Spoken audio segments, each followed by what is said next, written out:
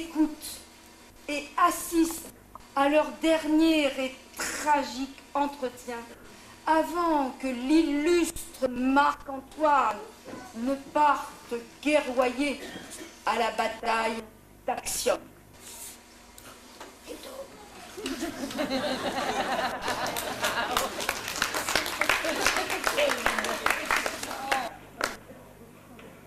Oh mon doux, mon tendre, mon merveilleux amour d'amour.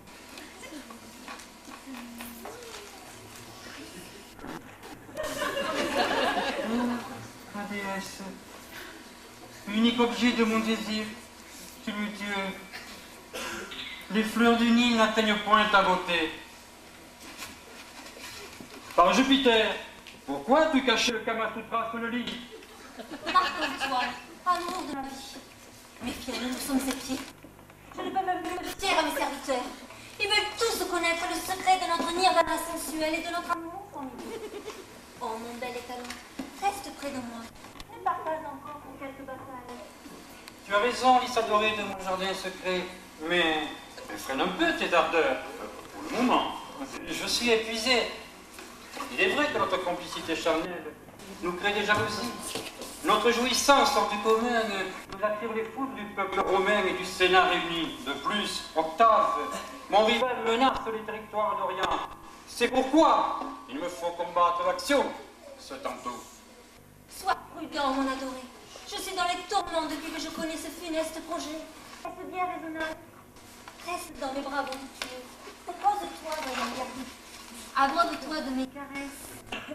Que les lauriers verdoient sur ton glaive et que les succès passent vite rient à tes pas. Oh, cruel destin, tant de mères m'ont déjà séparé de toi, que mon cœur saigne à cette nouvelle idée de départ.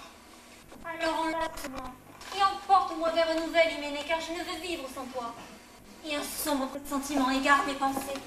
Oh, terrible et funeste vision. Marc-Antoine, amour de ma vie. La trahison nous guette. N'entends-tu pas ce serpent qui siffle sur nos têtes? Calme-toi, ma tumultueuse de Cléopâtre. Ton imagination débridée te joue des tours.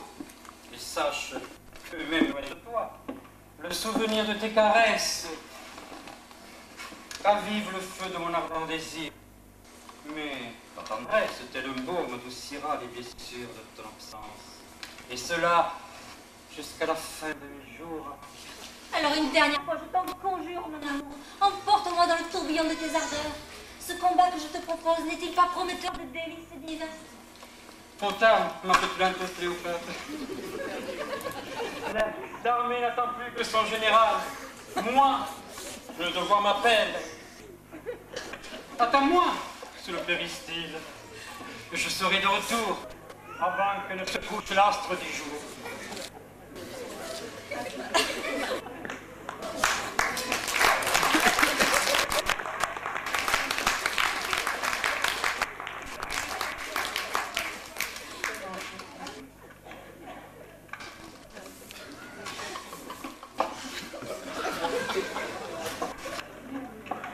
Adieu donc, toi qui préfères la guerre à la...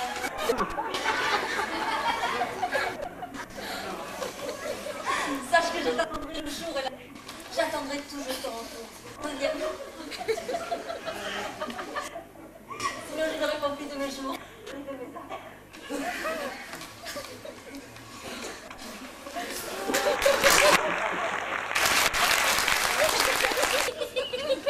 Écoute, ô public bien-aimé,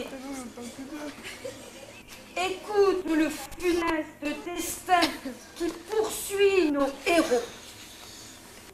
La flotte d'Antoine se trouve anéantie, entraînant la débâcle de l'armée d'Orient dans la décisive bataille d'Actium. Marc-Antoine, désespéré, choisit de se donner la mort.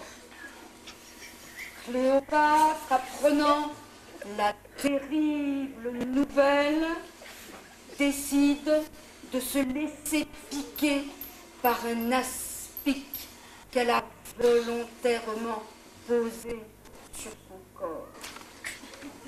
voici ces derniers instants. Ô public bien-aimé, écoute. Cet aspi qui me rapproche de mon tendre et tant aimé Marc-Antoine. Le voilà sur mon sein, tel le nourrisson étant sa nourrice. Il m'endort à jamais. Je quitte ce monde absurde. Je rejoins mon amour. Adieu.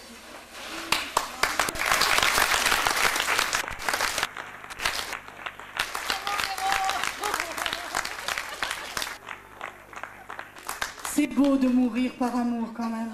Puis vous avez vu, elle était vraiment émue, touchée aux larmes. Aux larmes. Ne ris pas, ma chérie, il est mort. Alors, Véronique Péchobès, Guy Olivier et Sylvie Gertopel.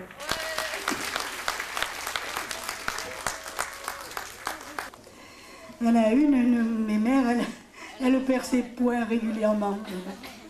Ça, elle a eu son permis, je ne sais pas quand. Alors, ben voilà, hein, il faut récupérer les points qu'on a perdus. L'examinateur doit être ferme et impartial, mais j'ai l'impression quand même qu'il n'est pas tout à fait partial. Entre une jeune beauté et une mamie, il n'hésite pas.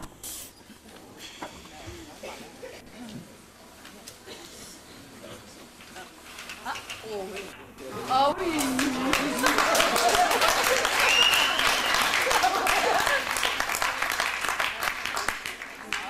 Oui, allô.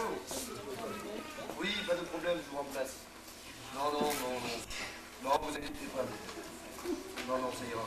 Oui, soignez bien votre diarrhée, hein. Non, vous inquiétez pas, je resterai bien sûr. Bon, à bientôt. Bien, mesdames, je pense qu'il est temps pour nous de commencer. Excusez-moi en retard, mais vous n'avez pas fait ce besoin. Bonsoir, celle-là. Oh là là, je tremble comme une feuille, j'ai une de ces trouilles. Sois cool, n'aie pas peur. T'inquiète pas, on va se le mettre dans la poche, ce petit mec là. Sois sage, mon loulou. Maman a du travail. Bien, mesdames, pour commencer, vous allez me donner vos motivations. Dites-nous pourquoi vous venez passer votre code de la route. Ah, moi, c'est repassé. Et je me disais bien, vu l'âge de cette dame, il y a forcément un problème. Hein. S'il vous plaît, j'aimerais commencer rapidement parce qu'il faut que je rentre à la ferme en bus. Ici, je le rate, mes vieux vont encore me tuer. Oui, qu'on en finisse rapidement parce que Loulou va commencer à s'impatienter. Il va se demander ce qu'il fait ici quand même. Et moi aussi. Bon, mademoiselle, commençons par vous. Dites-nous pourquoi vous venez passer votre code. C'est-à-dire, je suis de la campagne et sans voiture, on ne peut rien faire. Alors je sors, je vais voir les potes du village. Mais j'ai des ambitions, moi. Je peux passer ma vie dans tout permis. Sans compter que côté mec, hein, c'est pas le pied. Je peux aller en boîte de nuit, par exemple, ou en vélo, ou en tracteur. C'est bizarre, mais vous n'avez pas l'allure de quelqu'un de la campagne. Allons, mademoiselle a raison. À la campagne,